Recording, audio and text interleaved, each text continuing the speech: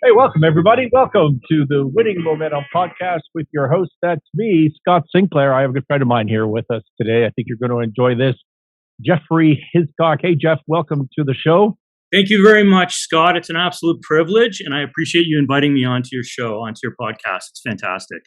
Geoff is one of my favorite Bay Street guys. Now, Geoff, you may not know that a significant percentage of our audience is American.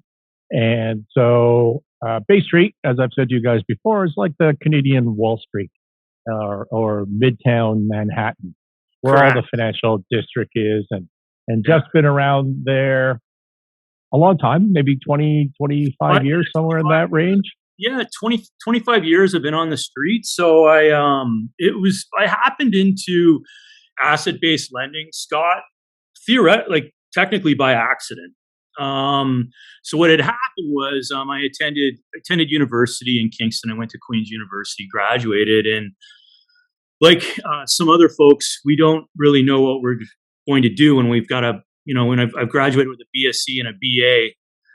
And I originally wanted to go to med school, and I thought, hey, you know what? I mean, I'm not going to cut it out for that. So I wanted to look to the business world, and so I took my CPH and my CSC while I was at Queen's in fourth year. And that was fun. I thought I maybe wanted to get into securities, into swapping securities and whatnot. And so I've always been a new business guy. I'm a social person at heart. So having said that, I started out in a factoring firm, worked there for 10 months. It was great. There was a gentleman that had sublet space from us who actually worked for Great American.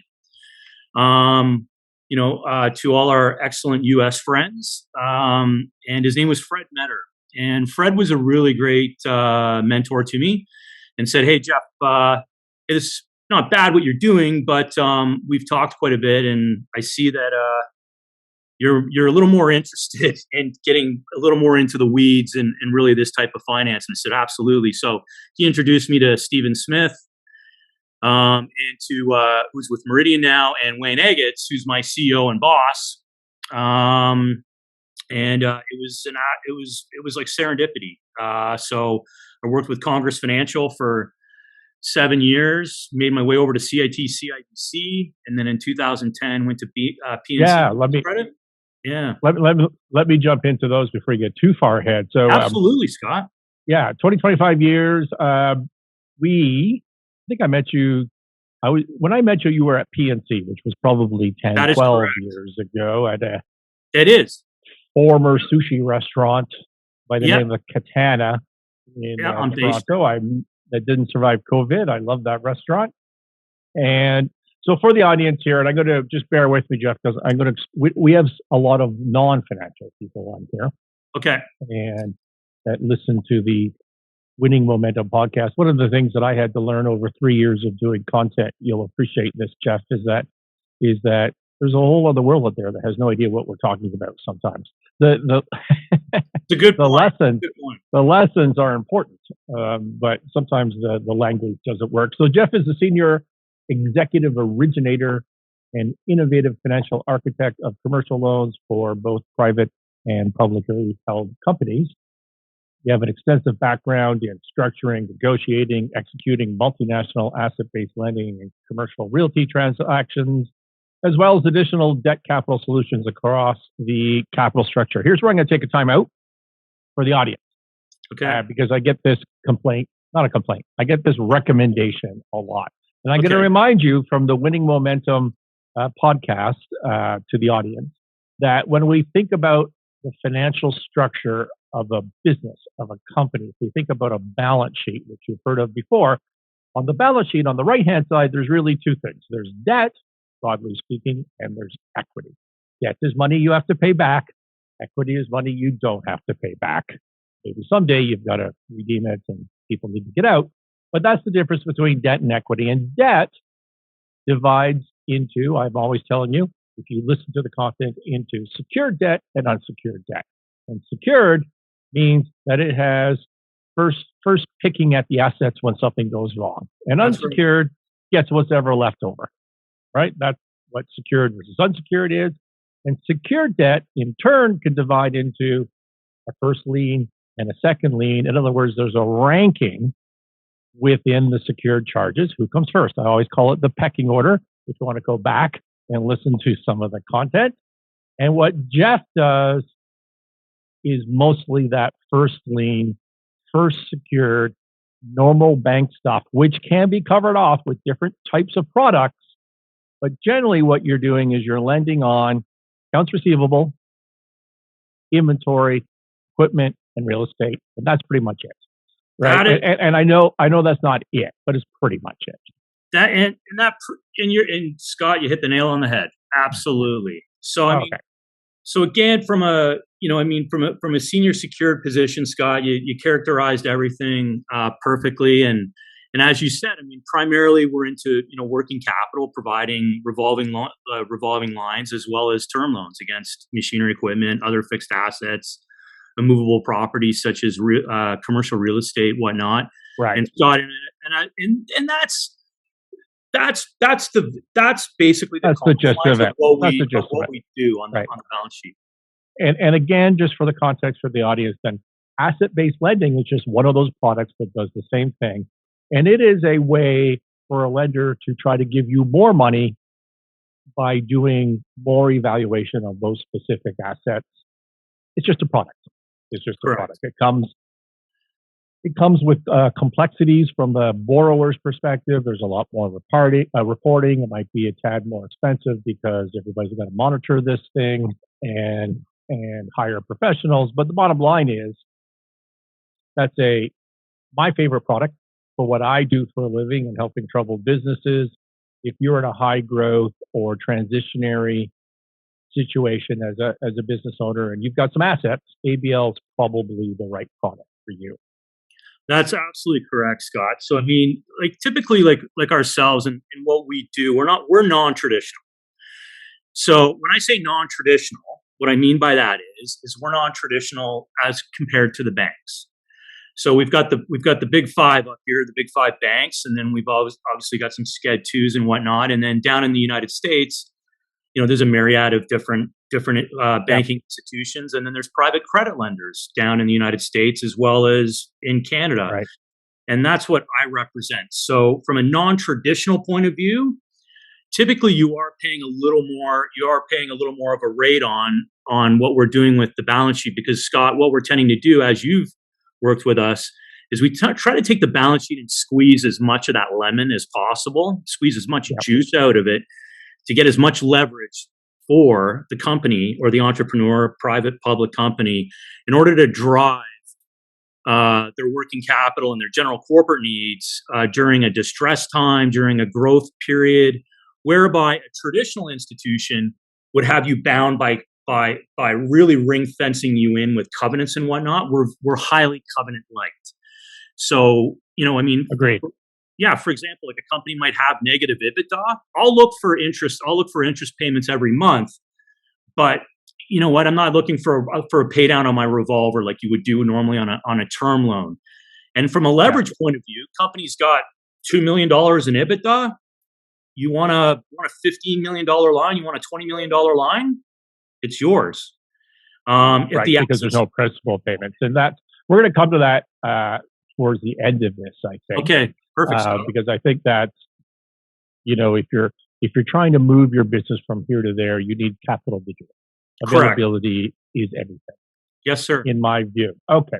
So Geoff, you're currently at Waygar Capital in Toronto, and you have previously been with other significant firms like Frontwell, B.SC, which is the Business Development Bank of Canada.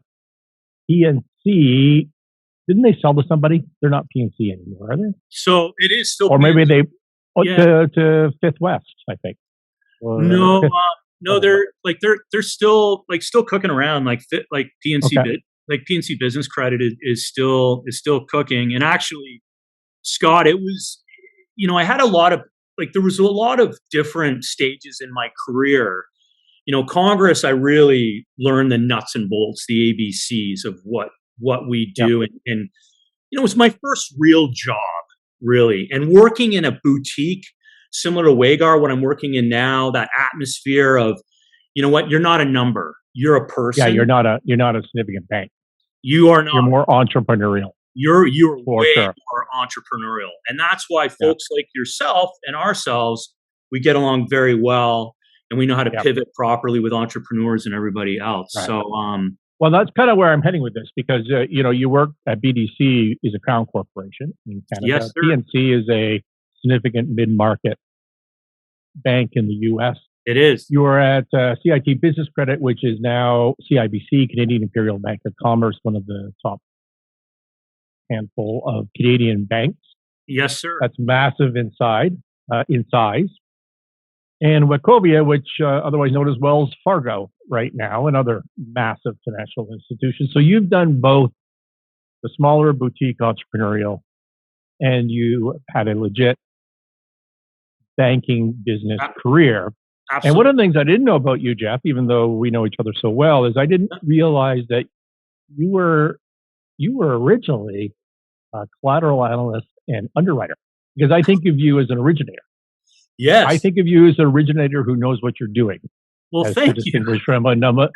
Well, because, and that's one of the things I want to talk to you about is, and we're going to get there, not right now, but how much does it help in your sales job to actually know the product?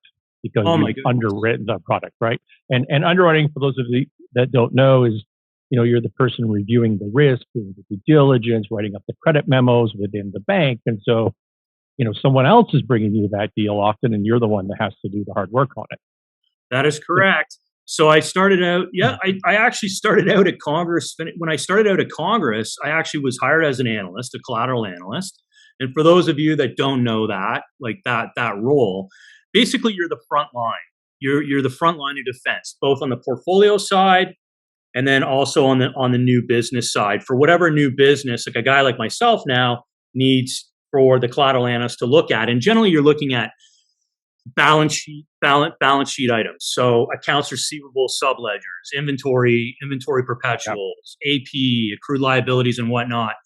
And you're just basically on, like, for the most part, you're really supporting a loan officer or a relationship manager that has a relationship with an existing client within the institution. And you're basically the first defense. So when you get the information in on a monthly basis or weekly basis or whatever have you not, whatever's dictated or prescribed in the financing agreement, and you're there to basically look at the trends, the collateral trends, monitor what's going on, do some collateral testing to ensure that, what you're lending on is actually there. So, for example, accounts receivable and inventory and whatnot, generally we rely on third-party field examiners for that. But for that most part, I started in that position. And at Congress, they were kind enough to catapult me into a loan officer position. Typically, the trajectory in what we do is you start out as an analyst, learn that sort of collateral role and what you're limited to. Then you'll typically go to a field exam position where you're basically getting a 3D picture of what you're looking at. So you're actually going to the client and you're doing a collateral field exam. So you're doing test counts on inventory. You're doing verification calls on accounts receivable that it's there. Gross profit test, gross margin test. You're basically kicking crossing your T's, dotting your I's on behalf of the lender to ensure that what's being reported to you is valid and true. Right. So you typically go into that. What Wayne Agats did for me was he recognized earlier on that being a little bit of a social animal, he recognized in me, thought, I think Geoff he'll be a good sales guy, but he's got to learn the business, which I had to learn the business. So it might kill him to put him into field exam because he's going to be on the road 5 days a week and away from whatever else is going on and everything else, and really want to focus on, Geoff can go out on the road maybe once a quarter to go see clients and get that third dimension of what's happening. Right. But we really want him on the ground and working with the portfolio manager, who was Harry Rosenfeld at the time, who's very near and dear to my heart. And Harry really taught me, from a street point of view, how to deal with troubled credits. And that's really how I grew as a risk adverse loan officer in that position, or relationship manager. And then into an underwriting role. So some of our audience are young professionals. Yes, sir. People getting into the industry. and into the finance industry. And we have a number of students in finance as well that listen to us. And That's great. I love it. I think one of the values in our conversation can be you start to touch on how you got into the business. Yes. Graduating from sciences degree at first, I believe. Yeah. And right. And then, and also 25 years in banking is not the norm at all. It's and not. so No. you survived this in somehow. So can you talk about that for a little bit? Yeah, General advice? What advice do you give students and young bankers about just about the career?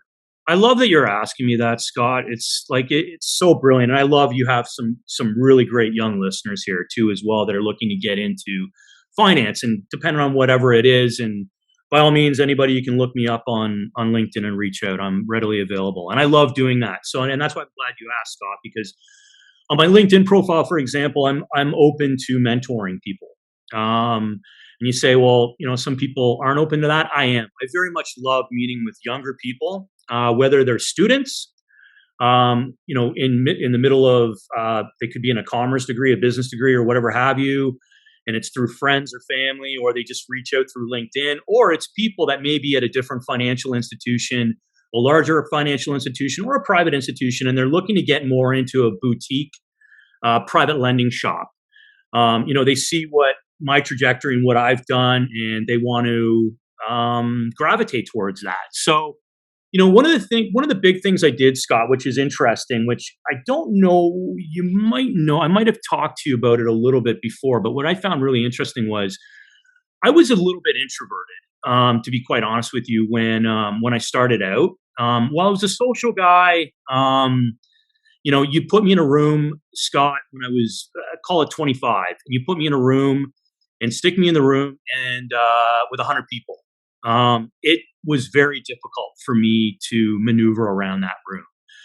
And you know what? I'm the worst still to this day. I'm terrible. Scott, and you know what? Honestly, and I'm not afraid to say it. And I do, and what's important for listeners to understand too as well, just so they understand, is that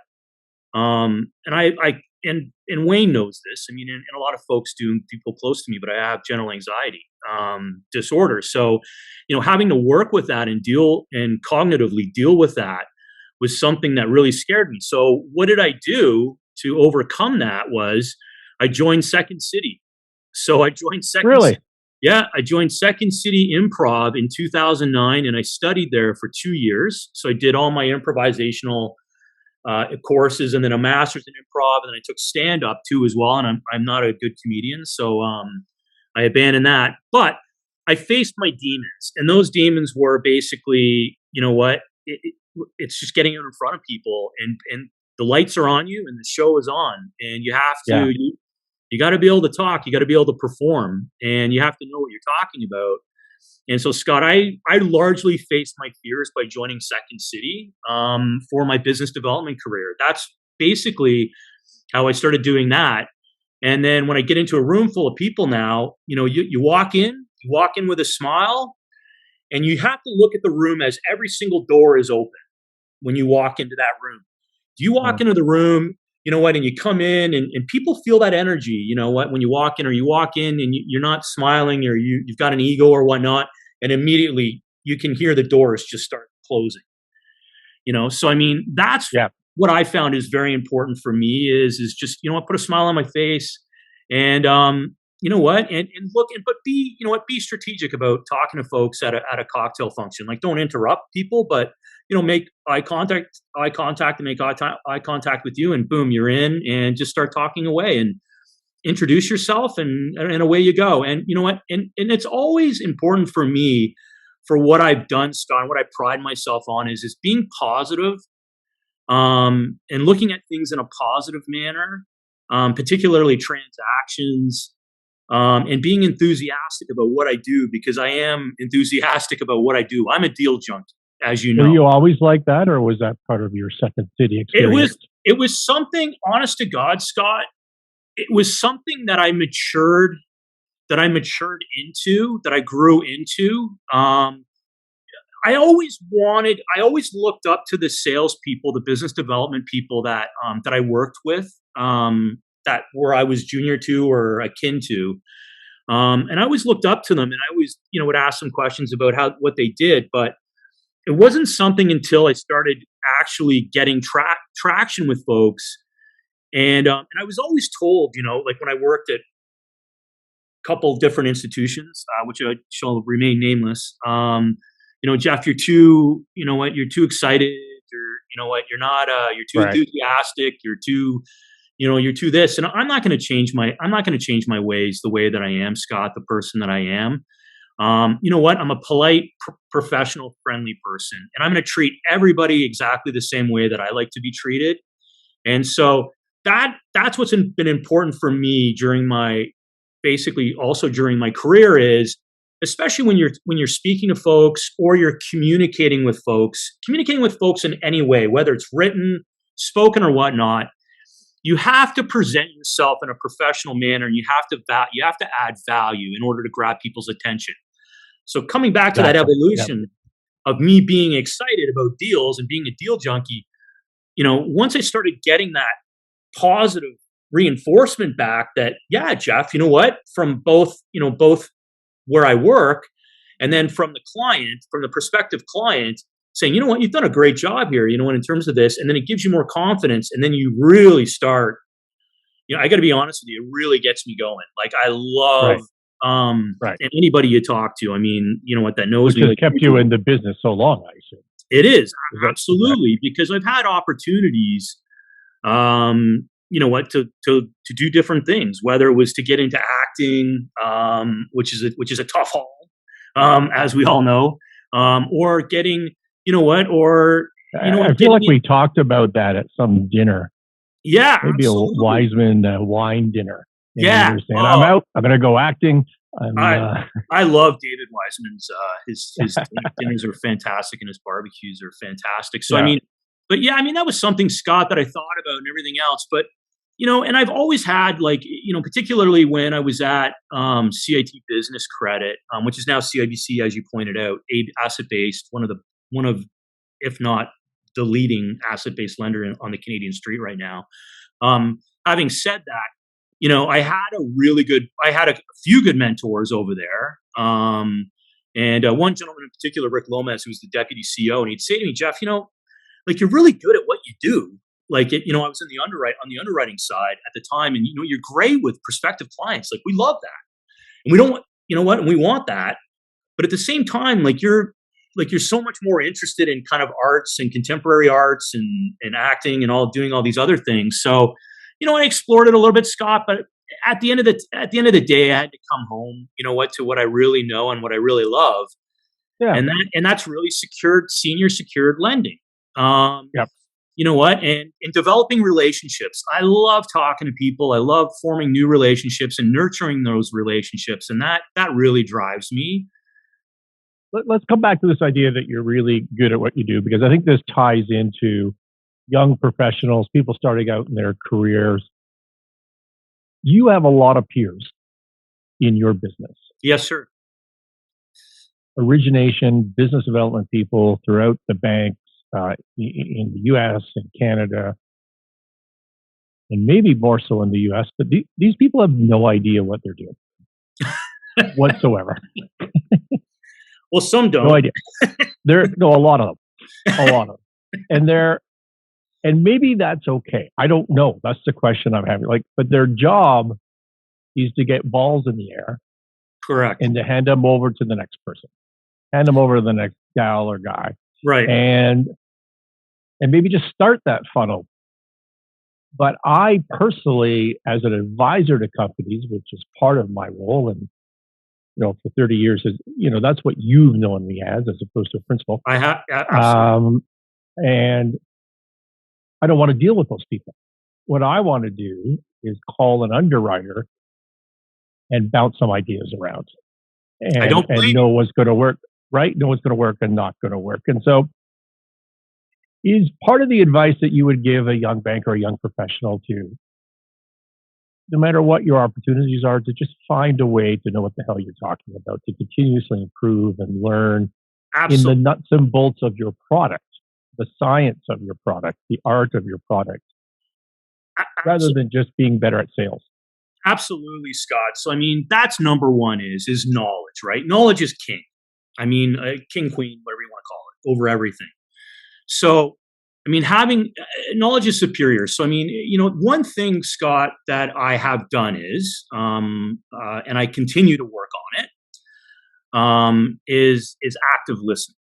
So, I've always been sort of an active talker, not an active listener. So, I mean, like that's something that I'm beginning to do now, and it also, but I've always actively observed. So I watch what's happening with my peers, whether I'm working with them or whether they're in my industry, and I hear tids and bits and what's going on and everything else. But being observant too, and understanding of the culture and what of the credit culture, what's going on in your institution, understanding, like pick up a financing agreement, read through a financing agreement, understand a borrowing base for our listeners.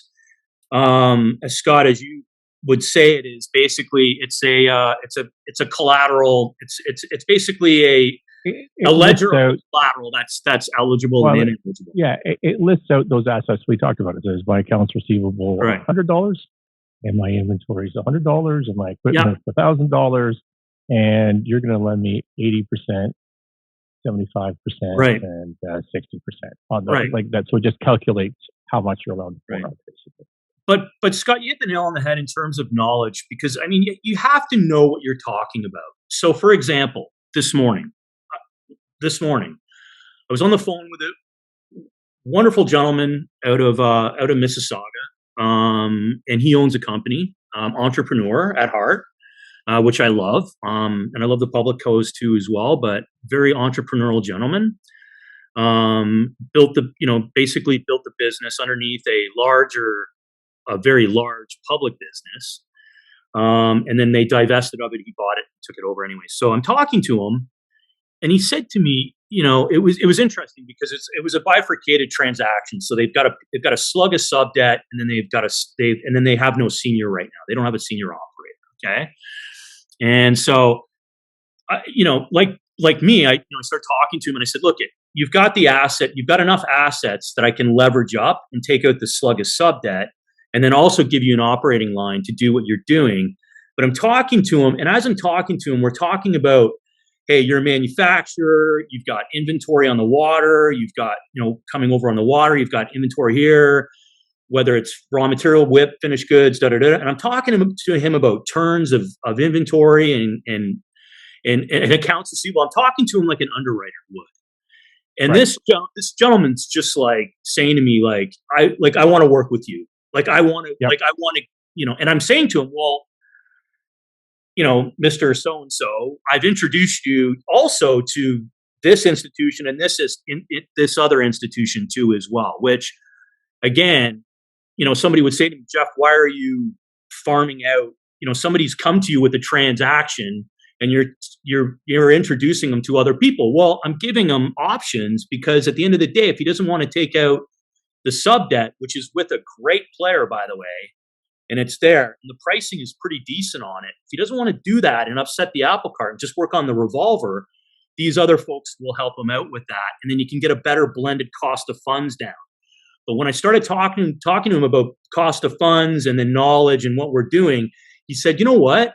He said, Geoff, I don't mind paying an extra 100 to 200 basis points if we're going to be working with folks like yourself. Yep. That are a patient lender and that understand what you're doing, as opposed to just a salesperson, who's selling a product. And asset-based is a product. Exactly what you said, Scott, at the beginning. It's a product. It's a commodity. Largely, most of the banks have them now, have silos. There's lots of private. United States, it's massive, the liquidity there. So you have to be cognizant and understand exactly what you're selling, because I'm talking to this guy about his balance sheet, and then I'm saying to him, well, hey, this is your product. As an example, you have intellectual property, you've got trademarks. Now, having said that, and that gets more into the exotic collateral, have you licensed any of your products out, like put your name, your brand name on, whether it be optical, fragrances, this and that, and you've got a royalty stream coming in. Because you got a royalty stream coming in, I can start looking at your IP. Sadly, they didn't. But having said that, when you start peeling the onion on the balance sheet on that and what they do in the business, and you go sort of from start to finish, it really gives the entrepreneur or the prospective borrower an idea of what you're all about and what you're driving at and what you want to do. And it also signals to them, you know what you're talking about. Well, that last point, I mean, the applicable part of this, I think, to anybody in any sales of any product, even outside the financial business, is that a buyer is looking to evaluate what you're offering based on the product, based on their comfort and reputation in the company, the firm that you represent, and you. And they're looking at all three of those metrics on both an intellectual, and I explain this to my colleague, basis, and an emotional basis, right? Yes, so there's 6 metrics. I stole that from the Wolf of Wall Street, and everybody wants to go and buy that book, though I forget what it's called. I don't see it on my bookshelf here, The Way of the Wolf. Anyways, that's his. So just full disclosure to Jordan on that.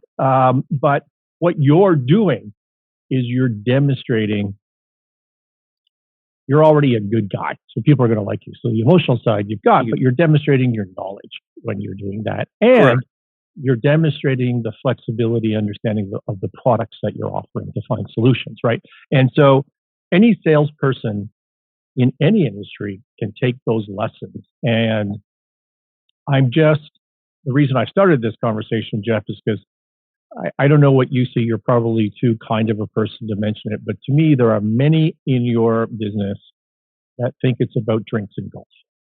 Oh, most certainly. That's most certainly the case. So I mean, and that is, when everybody loves to have fun, right? And I love to have fun too as well. But I mean, you gotta work hard and have fun after, right? I mean, the way that I look at it.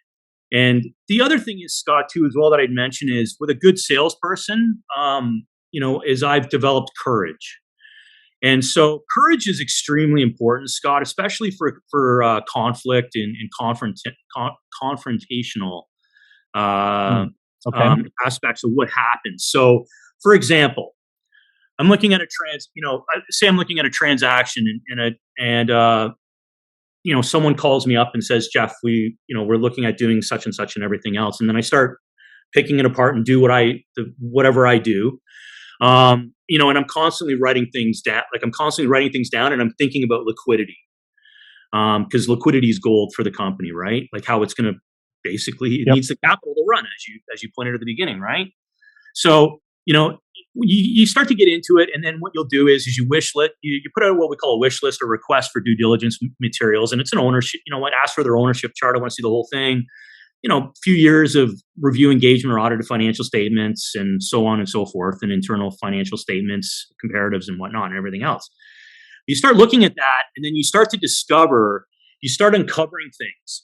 And so, for example, like you could be looking at the ownership chart, and I draw this from a real example.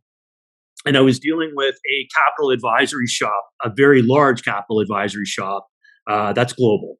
Okay. And so I start looking at the ownership chart and I go, okay. Does it rhyme with? No, I won't. and I start looking at, and they're great, by the way, but and it's not their fault. But I start looking I'm looking at the audited financial statements, and I'm seeing intercompany, intercompany related company loans going back and forth. And I'm like, where is that? Where's this company on the ownership chart? Yeah. Oh, well, it's not really that significant. And it is significant. I mean, it's on the balance sheet. I mean, this company owes the other company $2 million. It's material. So put it on there. What do they do? Well, it's a payroll. It's a payroll company. Well, I want to see the financial statements, even if they're notice to reader on the payroll company. Well, okay, we'll talk to the company. They come back. Oh, they're not available. And I said, well, then, unfortunately, we're not moving forward with the transaction. Like, I mean, I've signed an NDA. How often does that sort of thing happen? It happens for me to find another company on an ownership chart, Scott, which would take me and you like 2 seconds, Yeah. probably happens probably 30%. I'd say a third of the time that happens. Oh, but not even another company off the chart, but just something that's painfully obvious. Yeah. But that the company or the advisor hasn't highlighted it, hasn't dealt with it, doesn't have an answer. That was the first time that I've dealt with that in that particular occasion. And lo and behold, the company had to file because they weren't remitting their payroll taxes to the government.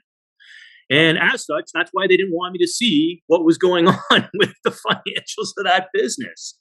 So, and they didn't want me to see the accrued liabilities ledger either. So, I mean, those are the things that, like, again, those are the things that scare me, right? Like you have a gut instinct. And on your last podcast, we talked about this briefly with John Robertson, it was such an incredible podcast. Again, I loved it. But, talking about that, cognitive dissonance, and you start wrestling with yourself and you're like, you're trying to, but at the end of the day, it's in black and white, right? So, I mean, that probably a third of the time in terms of just leaving, they forget to put in different companies or holdcos or trustcos. And again, you know what, Scott, I'm not a suspicious person, or I'm not like, oh, what are you doing? Right. Like you left that off on purpose. It's just, hey, it's just a deck that hasn't been updated or whatever have you. Right. So you run into that, but understand. But let's dive into that point though. Yeah. I mean, and I'm jumping way ahead here, but that's cool. The due diligence is the art of just looking for red flags, right? And then, it is. I mean, it really is. And how do you juggle the need to get assets on the books to close a deal versus the integrity of what you just described? Well, integrity is everything. So for me, it's not difficult, Scott, as a person. I don't have that. And I've seen it happen, and we'll talk about this in a second, but I've seen business development people or officers do some really not up to snuff things. Yeah. And having said that, that's just not in my DNA. So I don't have that, I don't have that itch that I need to scratch. So I'm fortunate enough that I don't have that in my DNA. So integrity is everything. So when I'm looking at a transaction, and it's difficult, Scott, because sometimes you get into a transaction and things are going really well, and like due diligence is great, the field exam came out well, everything is sort of jiving, and then all of a sudden the company has a hiccup and things start to weave back and forth. Then now you're getting a real look at how the company behaves under extreme pressure. I mean, they're dealing with the financing on this side, and then they're dealing with, with the loss of multiple customers or whatever have you, or a pandemic or whatever has occurred, right? And the personal stress that comes along with that. Correct.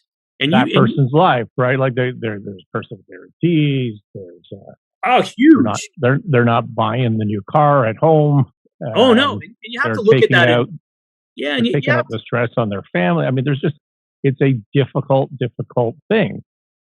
Correct. And it forces lots of entrepreneurs. Forces is the wrong word, but it entices lots of entrepreneurs to have a whole different level of integrity. Oh, and for 30 years of work, for 30 years of working with troubled companies, the lawyers or the bankers would always point fingers and say, "Oh, this guy's a bad guy. That girl's a bad girl." Maybe, yeah. But I don't ever judge anybody when their back is against the corner. And I don't do. I don't like it. I protect against it. You saw me walk away from a deal.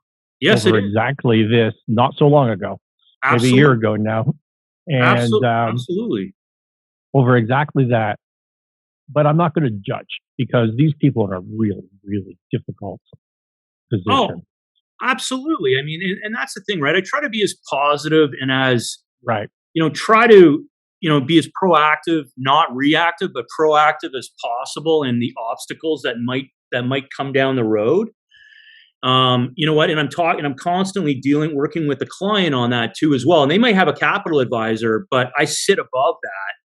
You know what? With my credit folks, I'm constantly, holding hands and everything else, right, to make sure that everything's okay. And you know what? You keep that transparent line of communication open. And you know what? For somebody that has your type of courage, Scott, for example, to walk away from that particular transaction, which was was a very nice transaction, but to walk away from something like that because you're just not feeling it, right, and it's just not coming together. You know what? I mean, again, that takes a lot, and folks like yourself, Scott, are like one in a million, because generally folks like yourself, you do the capital advisory and the turnaround. You just want to get, you just want to get the deal. So not you, but some people, they just want to get it done at any cost. Well, you walk away from big fees. You do tremendously so. But at the same time, you have to understand when to cut bait. And you and I know that through the years, of experience that we've had. I was introduced by one of the major Canadian banks, their special loans group, years and years ago. It was one of the first ones that I did on the recommendation of a major bank. It was a long time ago. And the special loans officer called me up at, I think it was like 11 p.m. on a Wednesday night home. Yeah, that'll tell you something right there. You can tell him how pissed off somebody is right there. It's not unusual. And he said, Scott, and you would know this fellow. He's a mutual friend of ours. He's in the U.S. now. And he said, Scott, says, I'm in this role. I've been here a little while. And there was fraud in this company. And it's being pushed over from our ABL group. And this bank, this huge bank that's North America now, has never, ever lost $1 on ABL. And I'm going to be the first guy ever that lost $1 on an ABL loan. Not that I didn't, originate this or underwrite it.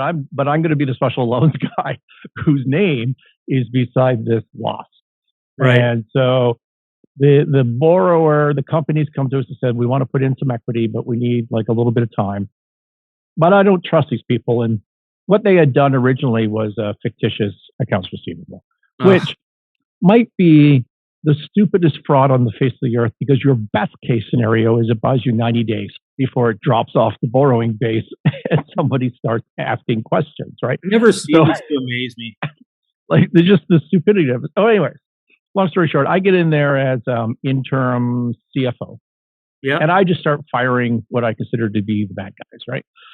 I fire the controller, I fire this person, I fire that person, I control 100% of cash. And the bank, I think it was a $13 million facility. And by the time everybody sharpened their pencils in the distribution business, they were looking at a recovery of like $3 million. And because, the appraisals aren't the appraisals when the shit's hitting the fan. No, of course not. And by the end of the summer, I went in May, and by September, we were down to about 4 or 5 million from 13, but we were positive on the borrowing base. That's excellent.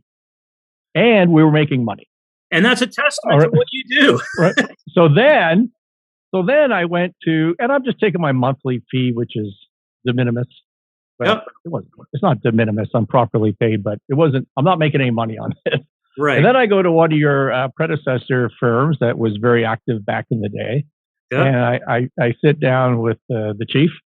Yeah. And he says, okay, I'm going to do this deal, Scott, as long as you stay, because I'm not lending money to him, but I'll lend money to you. Said, okay, I'll stay as CFO.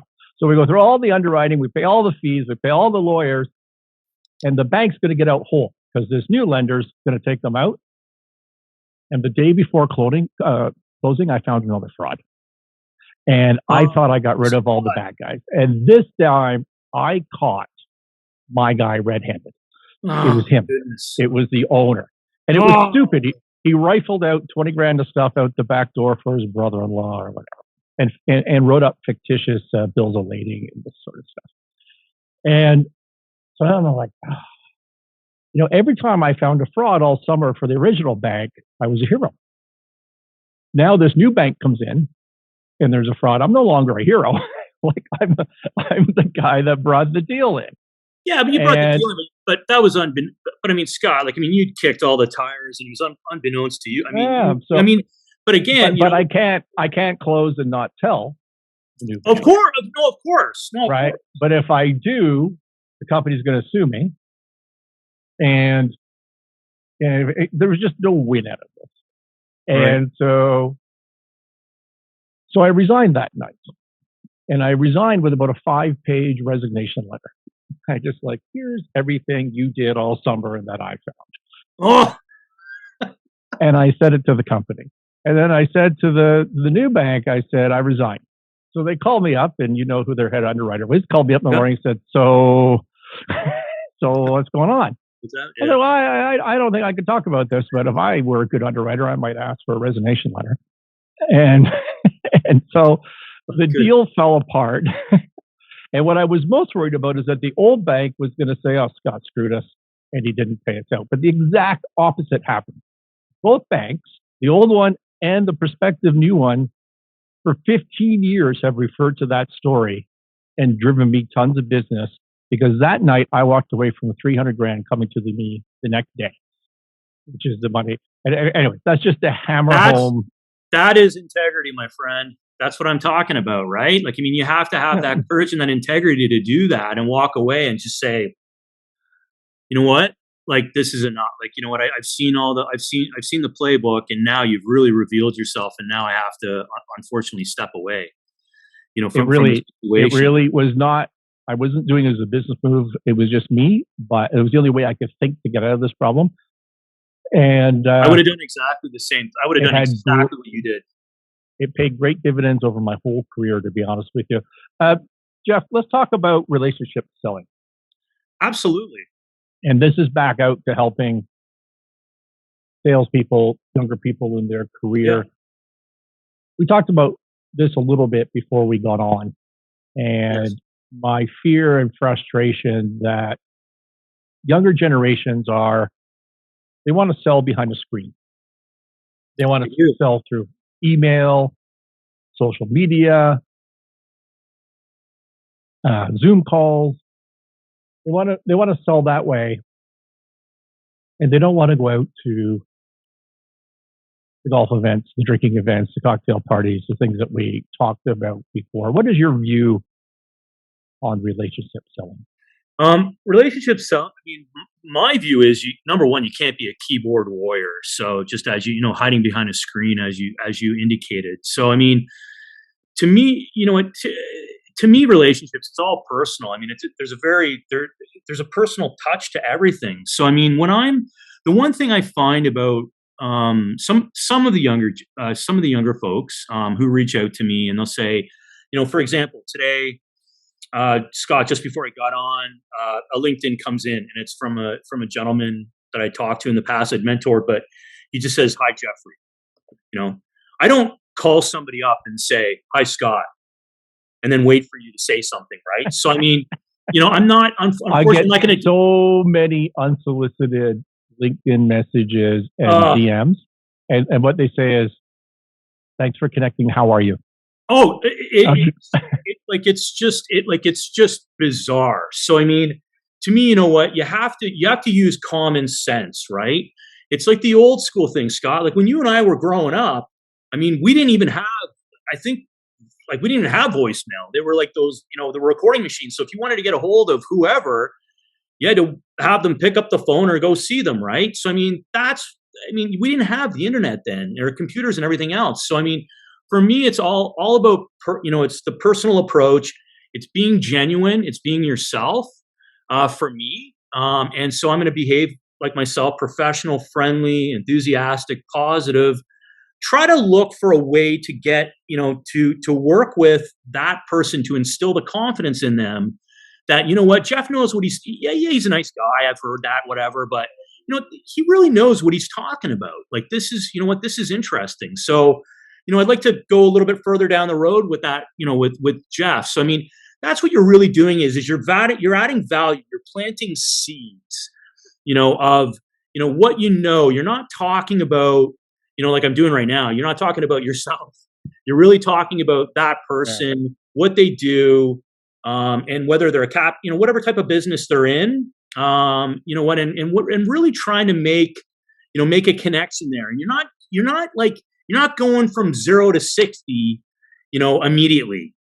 You have to build a foundation. So you can't just call somebody, I can't just call somebody up at one of the large accounting firms and say, hey, I know I haven't met you before, but I'd love to, what kind of deals are you guys doing and everything else? I'm telling you, it's like, Scott, you and I both know that doesn't work. So, I mean, Yep. You have to instill the confidence in them first, and you have to meet with them, let them get to know you a little bit. Talk about some examples of deals done, things that you've done in your life. Be more of an active listener, which I'm trying to do now, too as well, and really give them and make it an active participating, make it a two-way street, not a one-way discussion on what's going on. So be an active listener, discuss, what they're talking about and what interests them. And then you're circling back and you're bringing in those different tidbits. And as well, there's a lost art to writing as well, I've noticed. So, I mean, when I get, and this goes for, some younger folks and some other, other people too as well that write me. And I find it just bizarre, like the way that they'll just be, with acronyms and throwing everything in. They're just not taking the time. They're not being thoughtful in terms of their delivery. So, I mean, you have to take the time. Like, don't just run and go, hey, can we meet? You have to compel that person to understand why you want to meet and how you're differentiating yourself from everybody else. Because again, like you said, I'm selling a product. How am I differentiating myself and our firm, Waygar, from everybody else on the street? And at the same time, I'm not disparaging those those competitors of mine. I'm being, I play nice in the sandbox with everybody. So, you get known as sort of an approachable person, somebody that is approachable. Somebody that's not going to be like, yeah, I don't have time for this or whatever. And that's why, Scott, for example, from a sales perspective, when I'm looking at a transaction and somebody approaches me with it and they say, and I have to say no, Scott, right? And yet you say no. But what I love doing is saying, if I have to say no, I'll say no. But you can talk. I'm more than happy to introduce you or get on the phone and introduce you to this capital, A, B, C, D, E, F, whatever. You know what? I'll name them. Do your KYC on them quickly. Come back to me. Tell me who you want to meet, and I'll have you on the phone that day or the next day. And it always happens. And honest to God, Scott, I've had people say to me, "Well, Geoff, we can, pay you a finder's fee, or we can do this." I don't take, number one, morally, it's ethically for me, for what I do. I will never do that. But secondly, I can't do that anyways because of the position that I'm in from a legal perspective. But having said that, I'm always giving people options of what to look at. And my reciprocity is them being happy. That's what makes me happy, is them being happy. So, there's a lot of, like over time, I've you kind of hone the skill, but it just sort of, you become sort of, it's just sort of in you, to innately be to sort of behave in a certain way, because I have found. I think it's because what oozes out of you is benevolence, that you care about people. I do. And the goodness of things. And to me, I heard a story a couple of years ago, which I've told a few times and written about some of my stuff. I heard it from a psychologist on Clubhouse, and I just feel free to steal it. In that little window of 3 months when Clubhouse was hot there. And the story was, imagine, Geoff, you're at work, and you have a big presentation coming up, and a colleague of yours says, "I got this, I got it covered, I've been working hours on it, I'm all good." And you get there for that day, and they put up the PowerPoint presentation on the screen, and it has adding errors, typos, and it's just crap. And it's quite clear that your colleague is not competent. And then the psychologist asks you to think about how you feel about that. And how you feel about that is, you're disappointed, but it's not a strong emotional connection. Just like, oh, this person's not competent, right? Now, if you compare that with the same scenario, but the colleague says to you, I've worked really hard on this. I got it covered. We've had it proofread and added, and everything's like awesome. I've got 8 people sign off on it. And then they put it on the screen.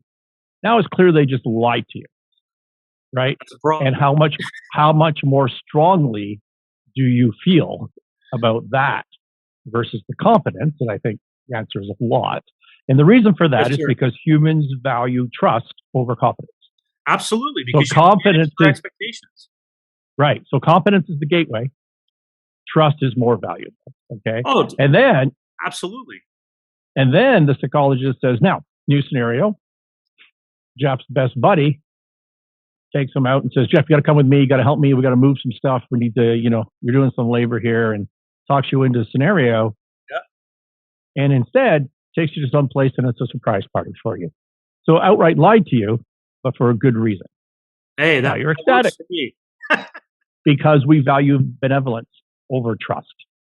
Right. You know what? And so it's such a great, I love that you brought that up, Scott. That's so great. I think that's wonderful. Thank you. And so if you're selling competence, you're doing it wrong. If you're selling we're trustworthy, you're doing it wrong. And what you do well is you sell benevolence, which is everything that you just said. Thank you. And I do, you know what? It really, like in Scott, like I have real emotions when I'm saying no to somebody, particularly deals, like transactions that I see that I see have legs to them. And, you know what, you just have to trust, the folks that you work with. And you know what, sometimes they'll say, hey, you know what, I think we have to pass on this, Geoff, and allocate resources elsewhere. And you know what, hey, I totally understand that. You just, you know what, there's so much pie to go around, Scott, that I just go, yep, hey, no problem, move on. But having said that, when I'm delivering that news, it is tough. Again, with that courage, when you're delivering that news, yeah, it is tough when you have to say no. The good thing is that with me, when I'm saying no, fortunately, I haven't taken that much of their time to come back and say no. So, that's another key, is you have to value other people's time. Absolutely. Time is a commodity. So, yep. And I don't say that for myself. People can take as much time for me as possible. I hand it out. Here you go. I hand it out like cookies. I do it all the time. But having said that, I never take advantage of anybody or take for granted anybody else's their value of their time. And so that's important to me to get back to them with a response. But I do very much, I have empathy. I very much feel the pain, when I have to say no. And that's why, another reason why I'm positioning them towards other capital providers that could likely, do something a little more creative or something a little more aggressive, or, they've got an appetite, say, for something a little more sort of hairy, or that just fits within whatever that person's offering. Geoff, as we are running to the top of the hour here, yes, sir. Tell us about the private debt market in Canada, Absolutely. US, or just Canada if you prefer. Just touch on that, but more importantly, Waygar, what Waygar is and its role within that market. So Waygar was established and co-founded by Wayne Agats, who runs it now. And Waygar is a senior secured asset-based lender. And so we are a sub-advisor to 9 Point Partners.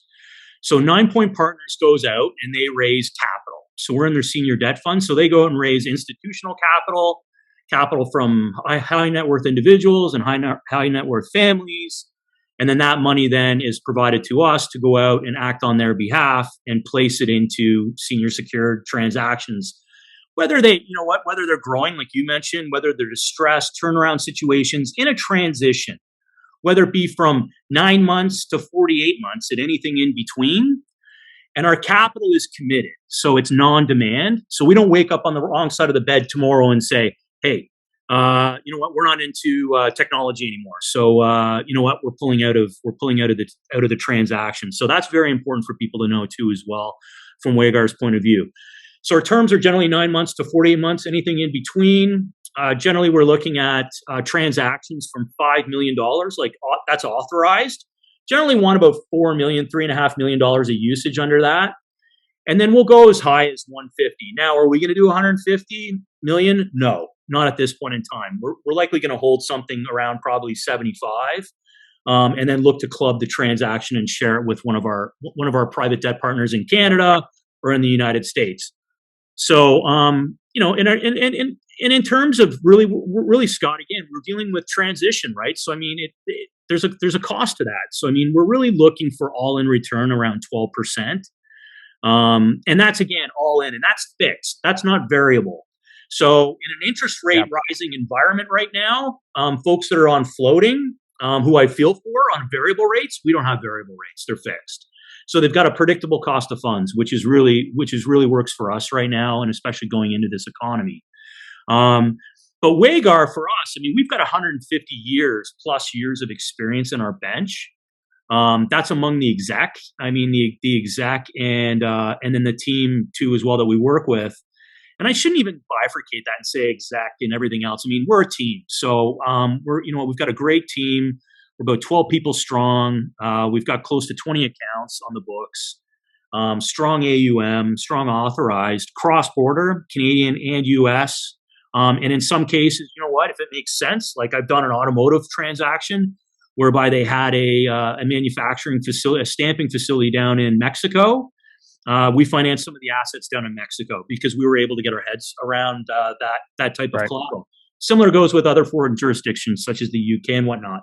Now, in terms of private debt in Canada, it has been a little bit of a stall period because of, we all know, I mean, with the bridging finance fallout, with that entire fallout, that really posed a real challenge for a lot of the private debt folks in Canada, because not so much the institutional investors, it was the high net worth individuals and the family offices, because they started it was like it was a tire fire. They just started everyone started running for the exits, and pulling money out. So capital raising is definitely is our big, is the biggest thing right now, is really raising capital. And the good thing with Waygar is we not only have that capital available to us, but we also have a leverage line now from a U.S. lender, which is excellent from that perspective of not having to deal with cash drag, where we have to pull funds from, say, 9Point, and then we're sitting on money. We don't have that issue anymore. So we've got the leverage line, which we can use for that too as well. So that's really good. But that is one of the challenges right now for private debt lenders in Canada from that perspective. And that's even for the most, storied, experienced teams that are out there, is in terms of, capital, that's ready and available. And I think Q1, Q2, 23, I think is really going to be a big pickup. Particular with institutional lenders in Canada. The U.S. is just so highly liquid. It's just unbelievable. Like, the U.S. just blows me away with what they can do. And especially now, having said that, they've always been sort of the leaders in liquidity and sort of the price, like sort of the stalking horses of what's going on.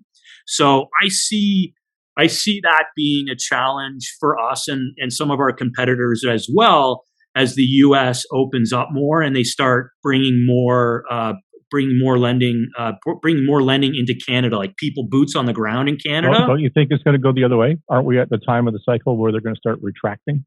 No, I think they're like, you would think that a little bit. But I do know like Sienna's opened up a shop up here with Dwayne, which is fantastic, and it's out of Stamford, Connecticut. And Dwayne will do a great job for Sienna, which is excellent. And they're a really good player out of the States. And then you've got like folks like Aries Capital. They've got folks coming up here like Lawrence Chua, Wingspire, White Hawk, White Oak. I mean, some of these folks, SLR is massive, the old Crystal Capital financial guys. So, I mean, I do see eventually, maybe it won't be this year, obviously, but next year I could see some U.S. players, you know what I mean? Potentially. Okay, but historically, and you would know this because you were the Canadian guy for U.S. banks. Well, with the U.S., right? So, but if the U.S. hits a recession, which I think is just guaranteed, yes, and coupled with that is credit restriction, which I think is guaranteed, the first thing to go from a U.S. bank's perspective is the Canadian operations.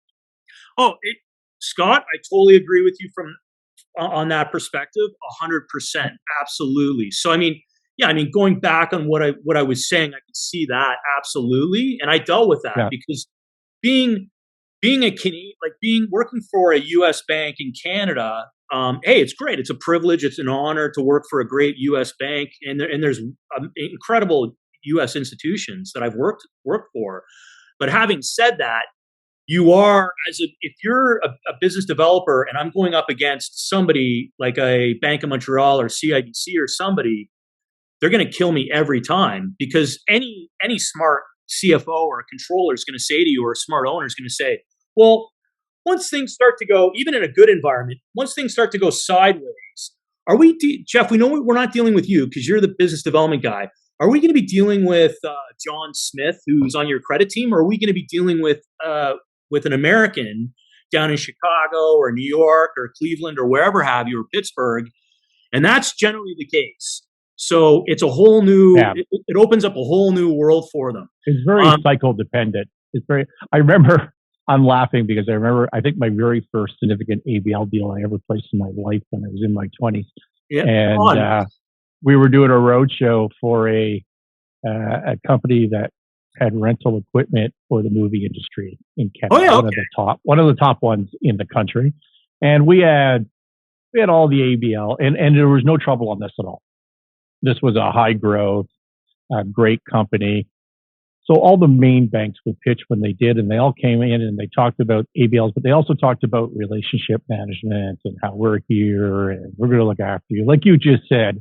And then GE came up from Connecticut, and the dude walked in the door and he said, I don't want a relationship with you. And my client was you. I want you. Give me the money. There you go. Remember right? that. It's cycle dependent. Yeah, it's and if you've got cross-border capabilities, then you're in a good, and you've got a prospective borrower that needs that, has got a Canadian sub or a Canadian parent or vice versa, and down in the States and everything else, it works really well. If it's a Canada only deal, you better be bringing like a shotgun. Like, if you're a U.S. lender to the party, because it's going to be hard. You're going to get slaughtered because everyone else can price down, right? Because they're getting the ancillary income and everything else, where you're not getting the treasury management and everything else. So absolutely, Scott. Okay, so Waygar, if you're in Canada or the U.S., yes, sir, you have some assets in manufacturing, technology, whatever industry. But if you have some assets and you're looking to borrow a minimum of, say, $5 million, a high of 100, 150 million, and your all-in cost of capital is going to be around 12%, which means that you're not able to borrow at the 6-8% lenders because you've got high growth, you're going through a transition, you have a story that you need to tell. Geoff is the guy to call. Thank you, Scott. Yep, Covenant Light, and I like to look at it, Scott, as a friendly wallet. There you go. Okay, Geoff, this is the Winning Momentum podcast, where we talk about strategies to turn around a business, turn around your life when things aren't going as expected. What would be your 3 pieces of advice, strategies to change momentum? Wow. I would think, 3 strategies. I would think, hey, you know what? Be authentic, stay to your true self. Stay to your true self.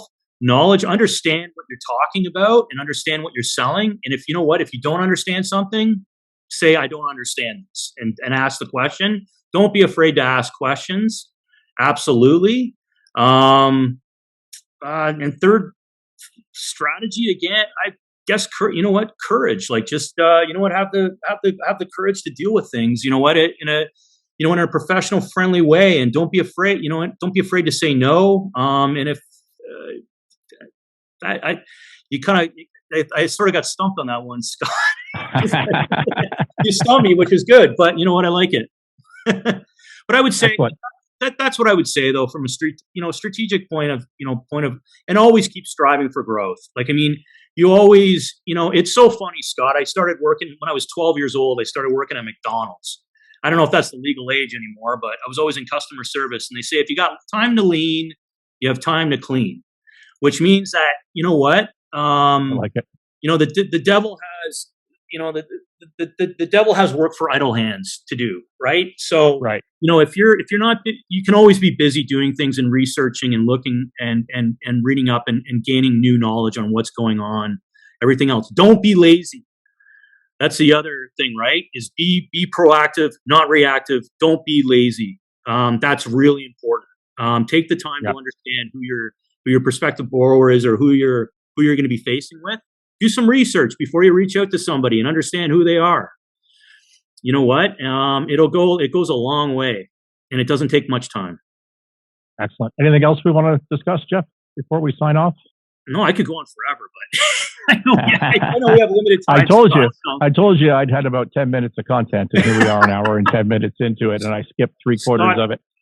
I just want to thank you for inviting me on, Scott. And you're the consummate gentleman and scholar as always. And I very much look forward to working with you as always. And on that point, I would personally like to put a word out for the Waygar guys. I think in this business, they're a fantastic group of people, as they are. You've seen in Geoff, but also in Wayne and Aaron and the rest of the crowd there. They do a great job. And so no risk calling them for sure.